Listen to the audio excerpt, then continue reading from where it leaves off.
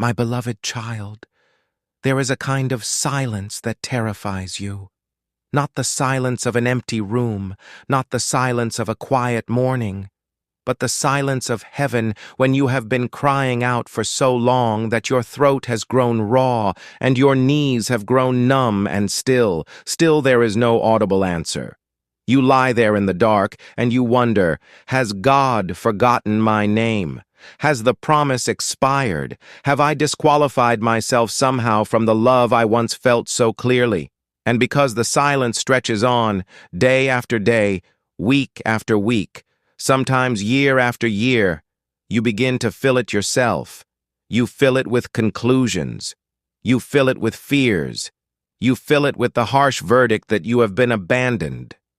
But my child, I need you to understand something about my silence that no one has properly explained to you. My silence is not my absence. My silence is not my indifference. My silence is not the sound of a door closing. My silence is the sound of a surgeon working, and surgeons do not narrate every cut. When the prophet Elijah collapsed under that broom tree, when he said, "Lord, it is enough, take my life," he was not wrong to feel what he felt. He was exhausted from fighting battles no one else understood. He had given everything, had seen extraordinary miracles, had stood against impossible odds. And then the very next day he was running for his life, with nothing left inside him. And what did I do in that moment? I did not appear in thunder. I did not rebuke his weakness. I did not deliver a sermon about how he should trust me more. I sent an angel to touch him gently and say, "Get up and eat. The journey is still long." Just that. Get up and eat. Because the most profound things I speak are often the simplest, and the most powerful interventions I make are often the quietest. The meal I gave Elijah that day was not spectacular. It was bread baked on coals and a jar of water. Yet that bread carried a strength that sustained him for 40 days.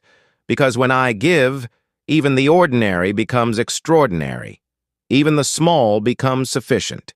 Even the simple becomes the very thing that changes the direction of a life. You have been waiting for the spectacular answer. You have been scanning the horizon for the dramatic sign. You have been listening for the thunderous voice while I have been speaking to you in the gentle rustle of every quiet morning, in the warmth that sometimes passes through your chest when you least expect it, in the small provisions that kept arriving even when you did not know how they would come, in the doors that closed before you walked into places that would have destroyed you, in the sleep that finally came after a night of weeping. All of this has been me. All of this has been my language. But because it was not loud, you dismissed it. Because it was not dramatic, you called it coincidence. Because it was not the form you expected, you concluded it was nothing. And in that dismissal, beloved, you have been sitting in a silence you thought was empty when it has been full of my presence, full of my working, full of my love operating at a level your eyes cannot yet perceive. I want to teach you a new way of listening, not with the ears of desperation that only hear what they are looking for, but with the ears of a child who trusts their father even when they do not fully understand what is happening. When a father performs surgery on his child, the child does not understand why there is pain. The child does not comprehend why the one who loves them most seems in that moment to be the source of their discomfort. But the father knows something the child cannot see.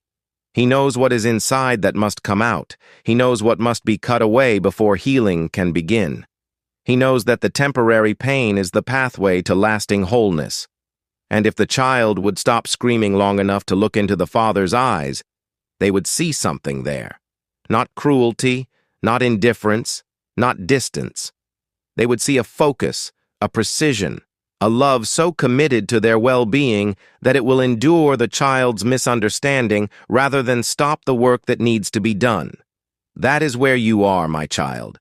I am in the middle of a work in you, a deep work, a necessary work, a work that cannot be rushed without causing more damage than it prevents. And part of that work requires silence, requires the stripping away of noise so that you can hear the things you have been drowning out, requires the removal of the false supports you have been leaning on so that you learn to lean on me alone, requires the stillness of waiting so that your root system goes down deep enough to hold what I am about to pour into your life. Because I have seen what happens when I give people things before they are deep enough to hold them. The blessing becomes a burden. The answered prayer becomes the source of a new problem. The open door leads to a room they are not yet strong enough to inhabit. I am not withholding from you because I am cruel. I am preparing you because I am kind. And kindness sometimes looks like silence, sometimes looks like delay, sometimes looks like the very thing you have been calling abandonment. So today I ask you for one thing. Not a long prayer, not a dramatic act of faith. I ask you to trust the silence, to sit in it without filling it with fear, to let it do its work in you without running from it into noise and distraction. And as you practice this, you will begin to notice something remarkable. The silence that once terrified you will begin to feel like presence. The stillness that once felt like emptiness will begin to feel like embrace. You will stop fighting it and start receiving it. And in that receiving, something in you will shift. A root will go deeper. A wall will come down. A place that has been locked will slowly, quietly open. And you will discover that I was there the whole time, not distant, not sleeping, not turned away, right there, working, loving, preparing, holding every piece of you together until the moment I had planned from the beginning finally arrives. My precious child, I need to speak to you about time, because time has become one of your greatest sources of torment. You look at the calendar and you feel behind. You look at the people around you and you feel passed over. You look at the promises you have been carrying and you feel that they are growing old, fading, expiring like a document left too long unsigned. And every year that passes without the breakthrough you have been believing for adds another layer to the weight you carry. Another stone on the pile of doubt that whispers, maybe it is not coming. Maybe I misunderstood. Maybe the promise was for someone else. Maybe I disqualified myself somewhere along the way. And so you approach me not with faith but with apology. Not with expectation but with embarrassed resignation. As though you are coming to me to return something that you realize now you were never meant to have. My child, stop. Just stop. Because everything you are believing about my timing is wrong. I do not measure your life the way you measure it. You count years. I count formation. You count opportunities. I count readiness. You count what has passed. I count what has been built in the passing. You look at a field in winter and declare it barren. I look at the same field and see a root system that is deepening with every frost, preparing for a spring that will be more abundant than any harvest the field has previously known. You cannot see what is happening beneath the surface. You can only see what has not yet appeared above it. And so you conclude that nothing is growing, when in truth the most important growth is always the kind that happens in the hidden, in the underground, in the places where no eye can witness it, and no applause can corrupt it.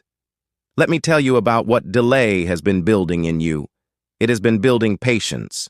Not the gritted teeth endurance that white-knuckles through difficulty, but the deep, settled patience that comes from a soul that has learned to trust the one who holds the timeline. It has been building humility.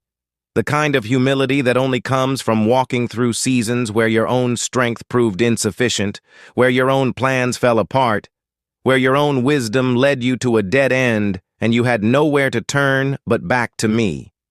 It has been building compassion, because a heart that has never waited cannot understand the heart of one who is waiting. A soul that has never ached cannot reach into the aching of another. The very places that have been most painful in your delay are the places that have been softened into the most powerful tools of ministry. The waiting that felt like punishment was actually the making of a healer. Do you remember Joseph? Not the Joseph at the end of the story, the one in the fine linen with authority over all of Egypt, but the Joseph in the middle, the Joseph at the bottom of the pit, listening to his brothers negotiate the price of his life. The Joseph in Potiphar's house, doing everything right, serving faithfully, carrying himself with integrity, and still ending up falsely accused and thrown into prison. The Joseph in the dungeon, interpreting dreams for fellow prisoners, asking only to be remembered, and then being forgotten for 2 full years. Every chapter of that middle section looked like abandonment. Every year looked like delay. Every closed door looked like a full stop. But I was writing the most important chapters of his formation in those very places. I was building in him a leadership that could not be manufactured in comfort. I was growing in him a forgiveness that could only be forged in betrayal. I was developing in him a wisdom that could only come from years of watching, waiting, trusting when there was nothing to trust in except me. And when the moment finally came, when Pharaoh had his dream and the cupbearer suddenly remembered the young Hebrew prisoner who interpreted dreams, Joseph was not caught off guard. He was not unprepared. He did not stumble into his destiny by accident. He stepped into it because every single day of every single year of what looked like wasted time had actually been his training ground. And beloved, that is what I am doing in you. The years you have called wasted, I call foundational. The seasons you have called empty, I call essential. The delays you have called punishment, I call precision. Because I am not in a hurry the way you are in a hurry. I see the entire road. I see what is coming, and I know exactly what kind of person is required to carry what I am preparing to release into your life, and I am building that person, carefully, patiently, without rushing, without cutting corners, without giving you the blessing before you have developed the roots to hold it. So let me ask you something. What if instead of fighting the season you are in, you surrendered to it? What if instead of spending every day trying to escape the waiting, you allowed yourself to be fully present in it, to learn from it, to let it do its work in you without resistance? Because, beloved, the faster you fight the season, the longer it takes. And the more you surrender to what I am doing in it, the more quickly the formation happens, and the sooner I can move you forward. I am not your enemy in the delay. I am your greatest advocate. And everything I am doing in this season is on your behalf, for your good, for your future, for the calling I placed in you before the world began. Trust the timeline, not because you understand it, but because you know me, and knowing me is enough. My beloved, I want to pull back the curtain for you today, because you have been fighting the wrong battle. You have been spending your energy wrestling with people, with circumstances, with your own past, with the visible and tangible things that frustrate you and block you and confuse you. And all the while, the real war has been happening in a realm your natural eyes cannot see. A realm where invisible forces have been strategizing against your life with a patience and a precision that should startle you. Not to fill you with fear, because greater is the one who is in you than the one who is in the world, but to wake you up, to help you understand why certain things in your life have felt inexplicably heavy, why certain patterns keep repeating no matter how hard you try to break them, why certain doors keep closing no matter how qualified you appear. Because, beloved, not everything you are facing is natural. Some of it is spiritual. And you cannot win a spiritual war with natural weapons. The enemy that works against your life is not loud. He is not dramatic. He does not appear to you in obvious form and announce his intentions. He works through suggestion, through atmosphere, through the slow, patient accumulation of small influences that individually seem harmless, but together create a current that pulls you away from everything I have for you. He plants a thought of doubt so subtle you think it originated in your own mind. He introduces a distraction so appealing you never question its source. He creates a disappointment that seems natural, but is carefully timed to hit you at your most vulnerable moment. He whispers through the voice of a person you trust, using their mouth to deliver a word that lodges in your soul and slowly does its damage. He is not fighting you with a sword. He is fighting you with a drip, a slow, steady, patient drip of discouragement, distraction, division, and despair. And if you do not learn to recognize his methods, you will spend your entire life fighting symptoms while the root cause goes unaddressed. Let me show you what this looks like in the ordinary texture of your days. You wake up with a sense of heaviness that has no specific cause. You cannot point to anything particular that is wrong, yet something feels off, feels gray, feels as though the air itself is thicker than usual. That is not random. You go through a season of prayer and worship that feels dry, where the words seem to fall flat, where the connection you once felt seems distant and hollow, and you conclude that something is wrong with you, that your faith has weakened, that you have somehow drifted. But often that spiritual dryness is not the result of your failure. It is the result of a specific assault against your communion with me, designed to make you stop seeking me at the exact moment when seeking me is most critical. The enemy knows that if he can interrupt your connection to the source, he does not even need to attack you directly. He only needs to wait for you to run dry. This is why I tell you that watchfulness is not optional. It is not a spiritual practice for the especially devout.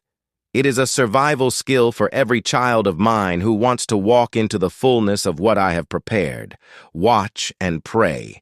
Not watch and worry. Not watch and fear. Watch and pray. Because prayer is the language of the spiritual realm. Prayer is the act by which you push back the darkness that has been pressing in on your life.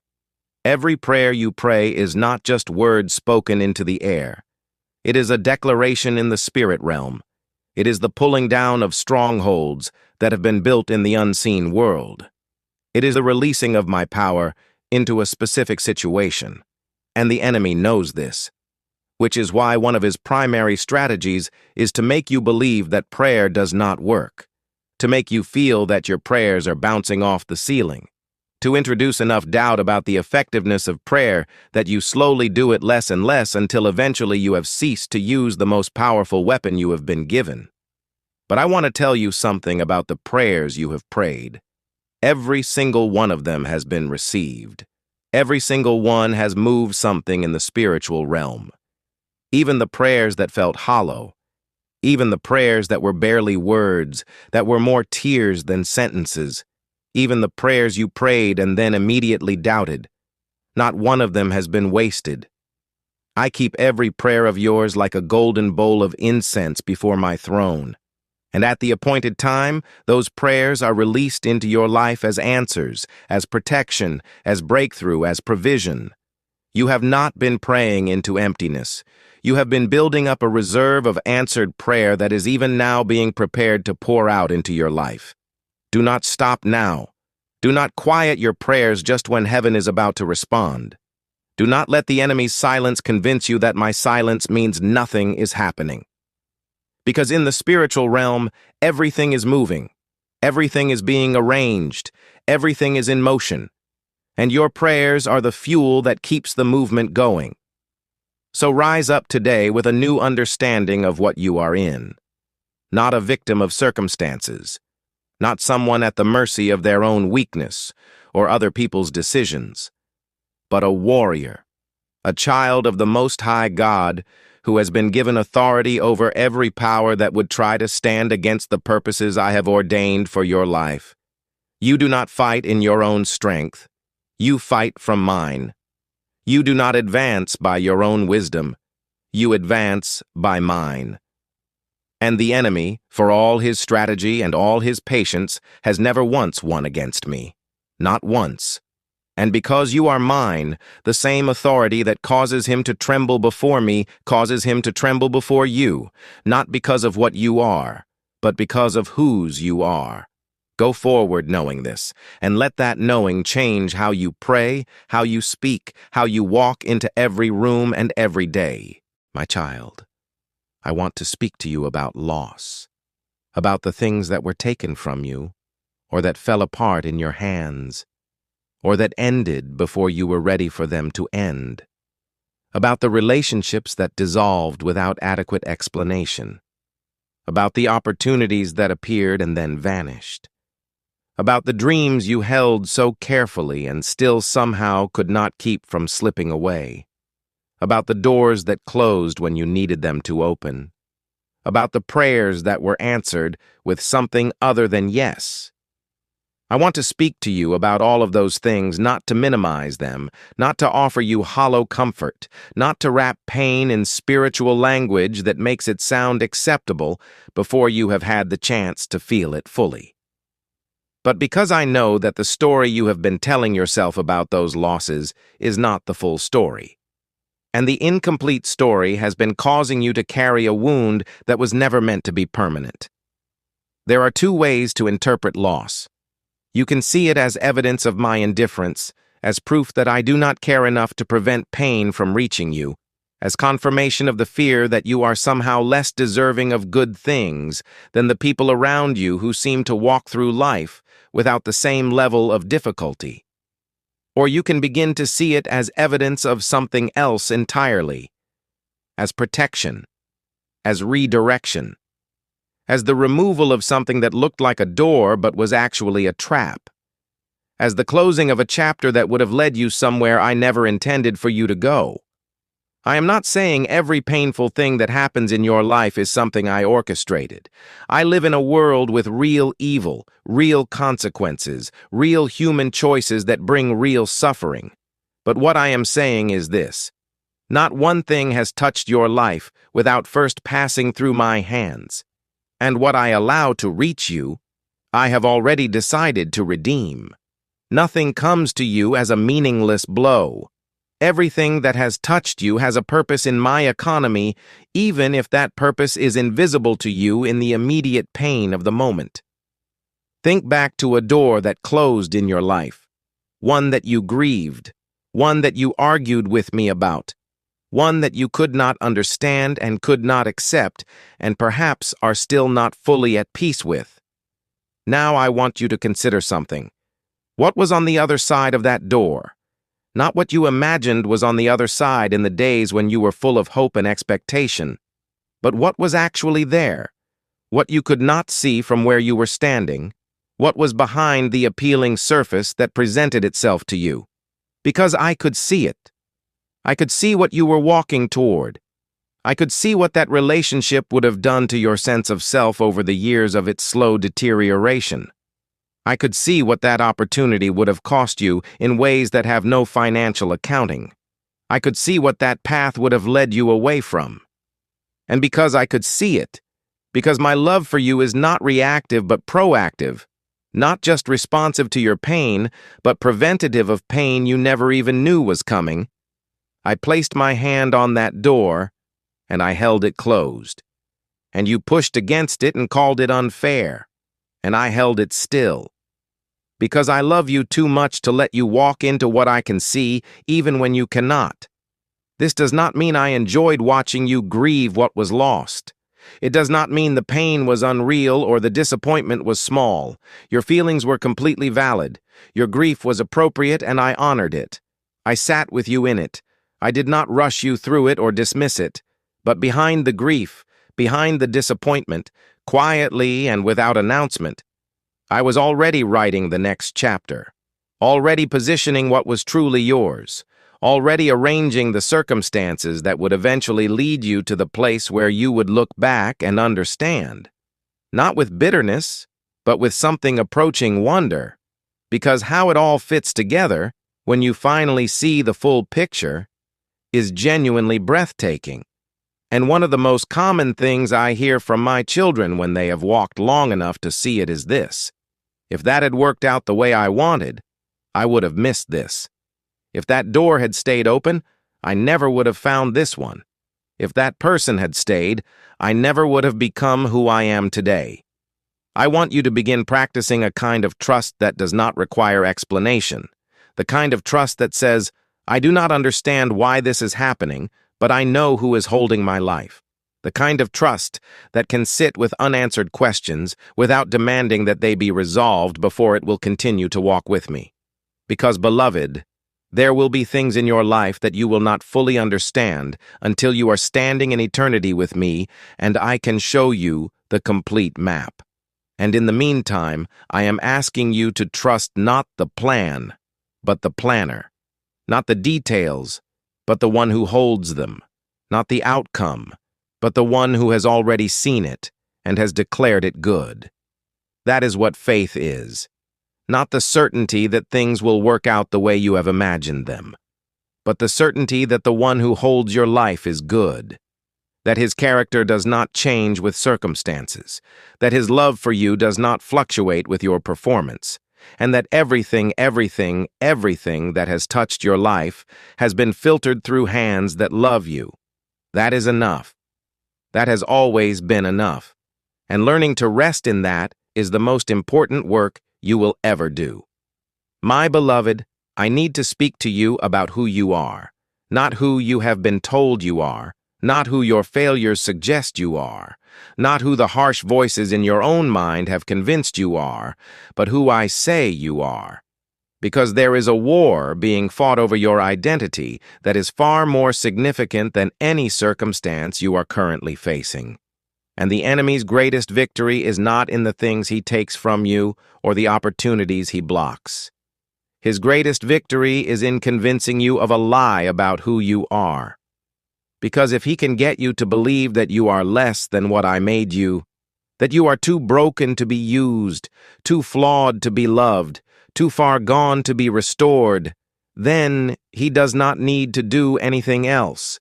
You will disqualify yourself. You will shrink back from everything I have called you toward. You will live your entire life at a fraction of the fullness I prepared for you, not because you were incapable, but because you believed a lie about your capacity. The voices that speak unworthiness over you did not originate with me. They came from pain. They came from people who were themselves so wounded that they could only transmit their woundedness. They came from seasons of failure that were interpreted through eyes that did not have my perspective. They came from the enemy who studied you carefully enough to know exactly which words, repeated with enough frequency, would eventually be accepted as truth. And over time, those voices became the narrator of your life. The voice that runs constantly in the background, assessing every new situation through the lens of your worst moments, reminding you of every mistake, measuring every possibility against the ceiling of what you believe you deserve. And that ceiling, beloved, is not real. It exists nowhere except in the agreement you have made with the lie. Let me tell you what I see when I look at you. I see someone I designed with intention. Every detail of your personality, the way your mind works, the things that move your heart, the specific combination of experiences and insights and instincts that make you you, none of that was accidental. I did not assemble you carelessly. I crafted you with the same attention and creativity I brought to the formation of the first stars. And when I finished and breathed life into you, I looked at what I had made, and I called it good, not adequate, not acceptable considering the raw materials. Good. That is my original assessment of you, and it has not been revised. Your mistakes did not revise it. Your seasons of wandering did not revise it. The things people said about you did not revise it. I still see what I made.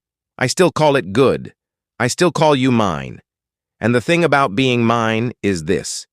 When something belongs to me, I do not abandon it in its broken state. I am a restorer. I am a rebuilder. I am the one who takes what has been shattered and makes it, not merely whole again, but stronger at the broken places than it was before. The Japanese have an art form called kintsugi, where broken pottery is repaired with gold. The cracks are not hidden. They are highlighted. They are made the most beautiful part of the piece. Because the brokenness and the restoration together tell a story that unbroken pottery never could. That is what I do with the people who bring me their broken pieces. I do not pretend the cracks were not there. I fill them with something more precious than what was originally in those places. I make the story of the breaking and the healing the very thing that makes you most useful and most beautiful and most effective for what I have called you to. You have been ashamed of your cracks. You have been hiding them, covering them, performing a wholeness you do not feel. But, beloved, I need you to hear this clearly. The very places where you have been broken are the places where my light shines through you most clearly. A vessel without cracks holds the light inside itself. A cracked vessel lets the light out, and it is the light getting out that illuminates the darkness around you. Your wholeness, your performance, your polished presentation has never been what I needed most from you. What I need is your honesty, your authenticity.